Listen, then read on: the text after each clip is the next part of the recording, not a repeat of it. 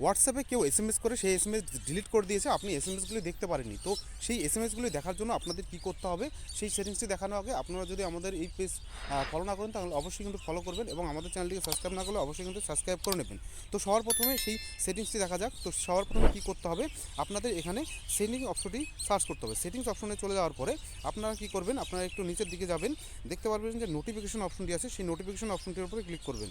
Click করার পরে আপনাদের এখানে নোটিফিকেশন হিস্ট্রি আসবে, সেই নোটিফিকেশন হিস্ট্রির উপরে ক্লিক করবেন। ক্লিক করার পরে আপনাদের যদি ইউজ নোটিফিকেশন হিস্ট্রি এটা যদি অফ করা থাকে সেটা কিন্তু আপনারা অন করে দেবেন। আমার কিন্তু অন করা আছে, দেখতে পাচ্ছেন এখানে আমার কিন্তু যত নোটিফিকেশন এসছে বা হোয়াটসঅ্যাপ সম্পর্কিত এসএমএস এসে দেখতে পাচ্ছেন, সেই এসএমএসগুলো কিন্তু আমাদের এখানে শো করছে। তো আপনাদের এইভাবেই কিন্তু আপনারা কিন্তু হোয়াটসঅ্যাপের ডিলিট হওয়া এসএমএস কিন্তু দেখে নিতে পারবেন। তো ভিডিওটিকে ভালো লাগলে অবশ্যই লাইক করবেন, আমাদের পেজটিকে ফলো না করলে অবশ্যই কিন্তু পেজটিকে ফলো করবেন, এবং ইউটিউব চ্যানেল থেকে দেখলে চ্যানেলটিকে কিন্তু সাবস্ক্রাইব করে নেবেন। তো ভিডিও শেষ পর্যন্ত দেখার জন্য ধন্যবাদ।